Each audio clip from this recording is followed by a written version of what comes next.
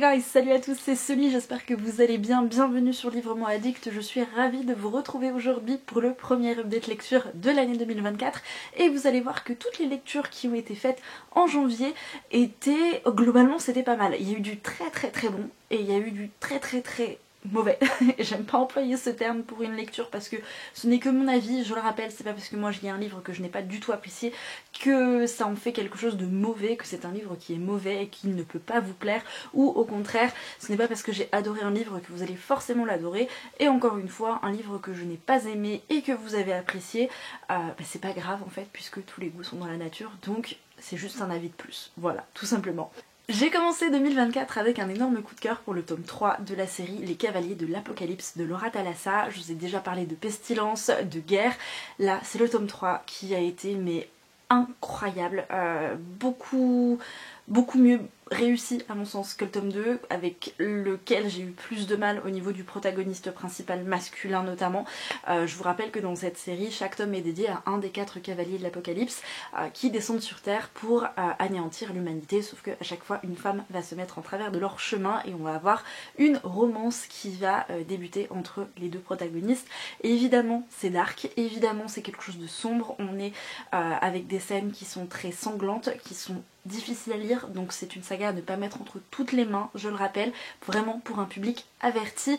Le tome 3 ne déroge pas à la règle, d'autant plus qu'il y a des scènes qui sont d'autant plus sensibles au vu des thématiques abordées. J'essaye de comparer de mémoire par rapport à Guerre, où on a vraiment des scènes qui sont extrêmement sanglantes.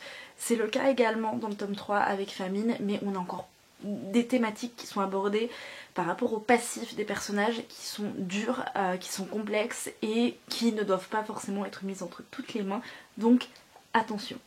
Ce que j'ai adoré dans ce tome 3, c'est le slow burn qu'il y a eu entre les deux protagonistes, qui a été un véritable délice, et en même temps il y a eu ce côté hyper dynamique avec beaucoup d'humour, de sarcasme, d'autodérision, notamment avec notre héroïne qui s'appelle Anna et qui est très différente des héroïnes auxquelles on a l'habitude de faire face dans ce genre de roman, puisque en fait dans cette histoire, vous le savez, les cavaliers sont arrivés sur Terre et donc pour anéantir l'humanité, il y a déjà toute la technologie en fait qui a sombré, plus rien ne fonctionnait, donc on est revenu un petit peu à un ancien temps si vous voulez, et donc Anna travaillait dans une maison close et ensuite elle va faire la connaissance, elle va retrouver Famine parce qu'elle l'avait déjà rencontré une première fois et elle va se retrouver prisonnière de cet homme. Je ne vous en dis pas plus, mais sachez que cette protagoniste féminine a un carafon assez impressionnant, voilà, elle a un très bon caractère, elle ne se laisse pas faire, elle n'hésite pas à se faire entendre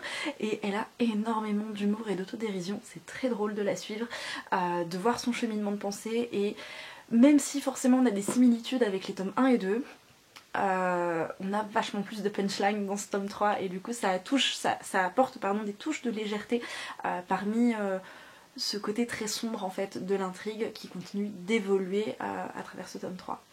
J'ai également écouté l'audio des Trônes Trahis de Nesrine Amari, je me suis pas trompée, non c'est ça, qui est une romantasy qui a fait beaucoup parler d'elle dans la collection du Hugo Roman. J'ai écouté l'audio et ça a été absolument fabuleux, j'ai mis du temps à l'écouter parce que je manquais de temps en fait au moment où j'ai débuté cette lecture commune avec Kimi qui elle l'a dégommé parce qu'elle avait la possibilité de le dégommer. Moi j'ai mis beaucoup plus de temps et c'est pour ça que c'est pas un coup de cœur. Ça m'a quand même réconciliée avec le young adult parce que j'ai trouvé cette histoire extrêmement bien construite, d'autant plus pour un one shot.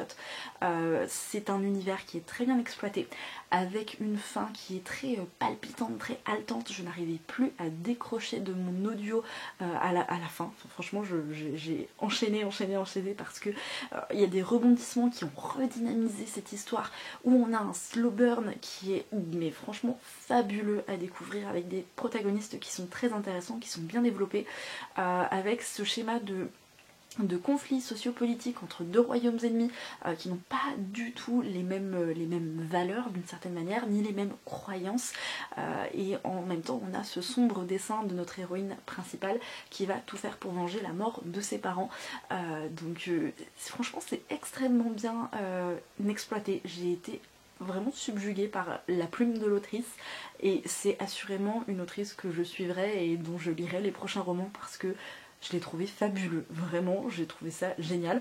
Donc si jamais vous ne l'avez pas lu, je vous le recommande fortement, d'autant plus si vous voulez vous lancer dans une romantasy, ça peut être un bon moyen de débuter.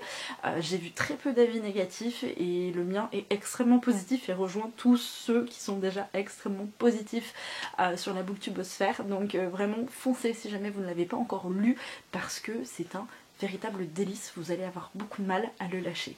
Oui, j'ai lu aussi A Ruin of Roses de K.F. Breene, c'est paru en français donc chez Bookmark Édition. Au moment où je filme cette vidéo, le livre devrait sortir dans peu de temps, donc je pense que quand vous aurez la vidéo, le livre ça sera sorti. De toute façon vous avez tous les liens vers les bouquins dans la barre d'infos comme d'habitude. Donc en français c'est La Malédiction des Roses, je vous en ai parlé dans une précédente vidéo où je vous disais que j'étais en train de lire le tome 2, j'ai toujours pas avancé hein, depuis que je vous ai fait cette fameuse vidéo de mes lectures en courant janvier.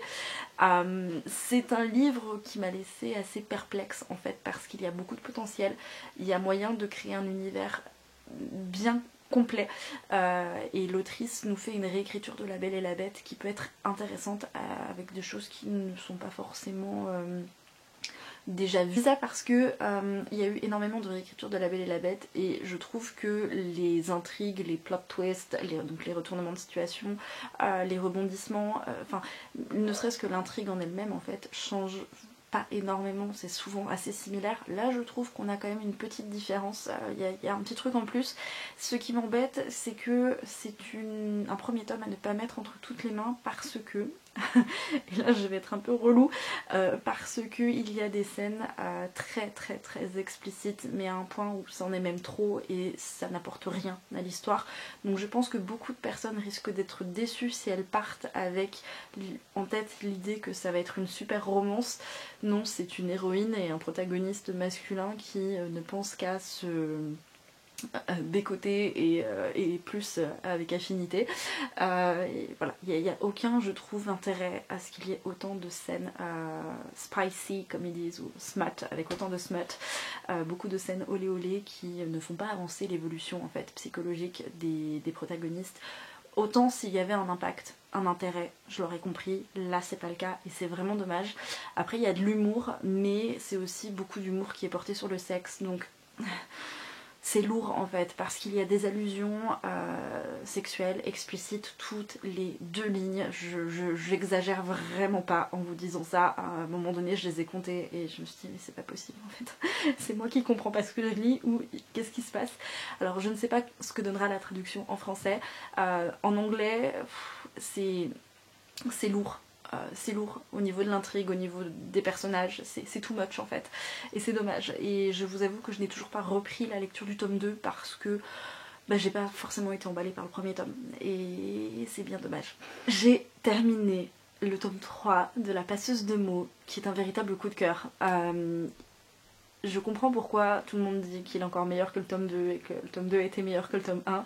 Ce tome 3... est assez incroyable d'un point de vue évolution psychologique des personnages.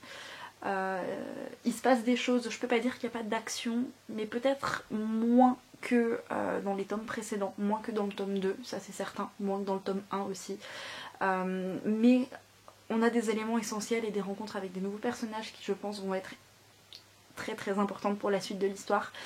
On a une héroïne, Arya, qui est devenue une jeune femme, clairement, on la découvre dans le tome 1, c'est une jeune fille, là c'est clairement une jeune femme qui a évolué, qui a grandi, qui a mûri, qui a fait des sacrifices, qui a qui a vu énormément de choses et qui n'est plus effrayée en fait. Et en fait j'ai lu ce tome 3 et écouté en même temps parce que encore une fois l'audio, la narratrice est absolument incroyable. J'ai lu ce tome 3 au moment où j'en avais extrêmement besoin parce que à certains moments je me suis énormément retrouvée en Arya. C'est-à-dire que elle doit apprendre à gérer ses émotions, certaines émotions, et je dois gérer, apprendre à maîtriser, à contrôler, à gérer exactement les mêmes. Et je sais pas, je me suis beaucoup identifiée à Arya dans ce tome 3 et c'est peut-être pour ça que c'est d'autant plus apprécié et c'est peut-être pour ça que c'est encore plus un coup de cœur que les précédents. Mais cette série elle est absolument pépite et je suis ravie d'être quasiment à jour. Il me reste juste la petite nouvelle, vous savez, qui est sortie l'année dernière. mais j'ai hâte d'avoir la suite. Je vais me ruer dessus quand il sortira en librairie. Et même s'il faut patienter, je sais que je serai pas déçue. Je fais confiance vraiment aveugle aux auteurs parce qu'ils sont fabuleux et ils ont réussi à écrire une histoire qui était déjà pleine de potentiel qu'ils arrivent à exploiter et qui est mais tellement profonde et qui partage tellement de valeurs et qui... C'est incroyable. Voilà, je pourrais pas vous en dire plus parce que j'ai pas envie de radoter comme une petite vieille et en même temps j'ai envie de vous laisser le plaisir de découvrir cette saga si jamais vous ne l'avez pas encore lue. Vous êtes nombreux à m'avoir dit que vous étiez finalement partis sur l'audio et que ça vous avait permis d'avancer et de vous débloquer dans la lecture du tome 1. Donc vous allez voir que les tomes suivants sont encore meilleurs. Et si jamais vous n'avez pas encore commencé à lire cette saga, mais foncez. Foncez et venez m'en donner des nouvelles parce que je crois que c'est l'une des meilleures sagas que j'ai pu lire ces dernières années. Franchement, sans mentir, elle est incroyable. Vraiment incroyable. C'est de mieux en mieux. J'ai également lu La Rage des Fae et c'est de Alessa Thorne. C'est paru chez Milady en janvier. C'est le premier tome d'une trilogie.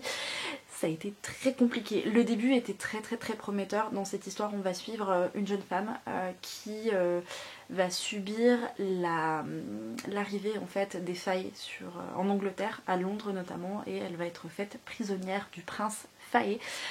Et après on va avoir une relation amoureuse entre les deux.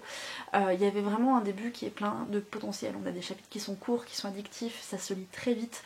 Mais autant vous dire que la fin, je l'ai quasiment lu en diagonale parce que l'évolution des personnages a régressé en fait. Au lieu d'évoluer de manière positive, c'était devenu très négatif. À partir du moment où ils se rendent compte de leurs sentiments amoureux l'un pour l'autre, ils deviennent des ados un peu prépubères qui sont bourrés d'hormones, qui ne réfléchissent plus. Je trouve que l'univers n'est pas du tout exploité alors qu'il y aurait franchement du potentiel et même en faisant un tome court, il y a moyen de l'exploiter et de rendre les choses un peu plus dynamiques et un peu plus vivantes et de garder le lecteur, la lectrice intéressée jusqu'au bout. Là ça n'a vraiment pas été le cas, c'est-à-dire que le début était vraiment très bon et après c'est descendu en flèche, donc honnêtement je ne sais pas si j'y lirai la suite, même si je suis intriguée par les autres tomes, puisqu'en fait chaque tome va être consacré à un des frères Prince Fae, ils sont 3 au total. Le prochain, je sais plus si c'est le tome 2 ou le tome 3, qui est plus une romance un peu polaire dans cet univers de fantasy. À voir, je sais pas trop, je vous avoue que j'ai été quand même assez déçue de ce premier tome, qui avait du potentiel, mais qui a été, à mon sens, gâché par des personnages qui auraient pu être intéressants, mais qui finalement se sont retrouvés comme des ados bourrés d'hormones, quoi. J'ai oublié de vous dire avant de conclure sur ce livre-là, parce que j'étais en train de regarder mes notes, cette année j'ai décidé de faire un reading journal, mais comme je suis nulle en scrapbooking, j'en avais acheté un l'année dernière à Kimi Collection, donc je le commence cette année. Et oui c'est ça en fait, je vous disais que les personnages devenaient des ados un peu prépubères et je me le suis écrit justement pour pas l'oublier. Ce fameux prince de sang, ce prince Fae, il est très limite parfois sur la notion de consentement, puisque au fur et à mesure on va avoir des relations sexuelles, des scènes explicites en fait dans l'histoire, et c'est vrai que l'intrigue perd de son potentiel en devenant une vulgaire intrigue de fesses, pour parler poliment, et c'est vrai que des fois sur certaines notions de consentement, c'est pas toujours clean j'ai trouvé, et au niveau de la trad, ça m'avait choqué aussi à un moment donné, pour faire écho en fait à une phrase qui a été dite juste avant. Je crois que c'est la protagoniste qui dit embrasse-moi à fond. Enfin, dans le contexte de la lecture, ça n'allait absolument pas. Donc, je ne sais pas ce que ça donne en VO, mais en français, c'était très étrange. Ouais, j'ai trouvé ça un peu bizarre quand même. Je vais me faire des ennemis sur le prochain livre. J'ai tenté de lire La maison aux ailes déployées de Olivia Wildenstein, que j'ai abandonné. Voilà, concrètement, je l'ai DNF au bout de 200-250 pages. Je suis pas allée au bout parce que... pour plein de raisons différentes. J'avais été prévenue, notamment dans les vidéos de Nina, que le tome 1 était très dur à lire parce que Fallon, notre héroïne, qui est mi-humaine, mi-fae, est très agaçante. Mais je pensais pas que c'était à ce point-là. Elle a un comportement qui est extrêmement immature. Et mais qui m'a pas plu du tout, vraiment pas. Je n'ai pas du tout adhéré avec cette héroïne. Il paraît que ça s'améliore dans le tome 2, les avis sont assez mitigés. Je vous avoue que j'avais aussi envie de me sauvegarder 35 € hein, parce que vu le prix du bouquin, ça fait un peu mal aux fesses, donc je m'étais dit j'achèterai le tome 2 si le tome 1 me plaît. Le tome 1 ne m'a pas plu, donc je pense que je le revendrai. Je n'ai pas du tout adhéré, il faut attendre 200 pages, 175 pour être précise, pour avoir un semblant de début d'action.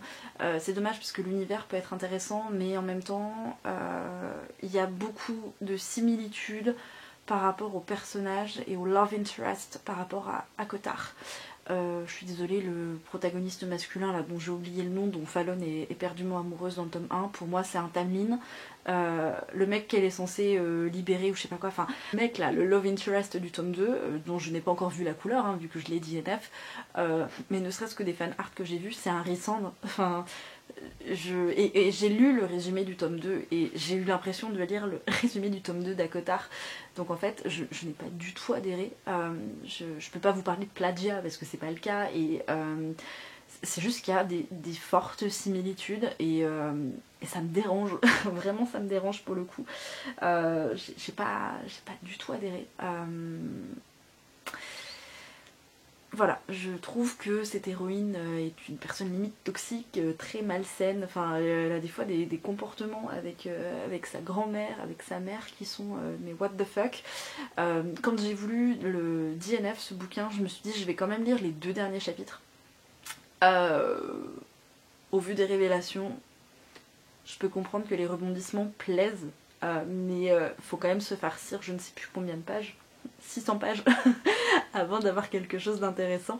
Non, moi j'ai autre chose à lire dans ma pile à lire. Je me suis fait la réflexion cette année que maintenant si un bouquin me plaisait pas, je cherchais plus à me battre et à me forcer à le lire pour être dégoûtée par la suite et risquer une panne de lecture. Maintenant je dis NF, je passe à autre chose. Alors là, autant vous dire que je suis en PLS puisque j'ai tout juste terminé le tome 3, dont je vous parlerai dans l'update lecture du mois de février, mais j'ai terminé l'audio du tome 2 de Aileen O'Reilly, de Lali Lombard, qui est un roman auto-édité dont je vous avais déjà parlé l'année dernière. J'ai eu j'avais adoré le premier tome, j'ai adoré le tome 2, le tome 3 est un véritable coup de cœur, je vous en parlerai prochainement, je vous le dis. Incroyable, c'est une romance bitlit paranormale où en fait la romance n'est vraiment pas forcément au centre des intrigues. On a des rebondissements plutôt chouettes dans le tome 2. On va suivre Aileen qui est une druidesse et qui arrive dans une petite ville des États-Unis où elle va tenter désespérément de protéger son frère et de protéger leurs secrets. Puisque les druides sont un petit peu en voie d'extinction, je devrais dire, et en fait elle se retrouve dans une ville où la communauté surnaturelle est extrêmement présente et Aileen ne va pas avoir d'autre choix que de reprendre sa place en tant que druidesse, puisqu'il y a pas mal d'événements qui vont arriver et qui vont faire qu'elle va être obligée d'y prendre part. Voilà, je résumais un petit peu brouillon, je vous l'avoue, mais alors le tome 2 c'est génial parce qu'il y a beaucoup d'autodérision, beaucoup d'humour.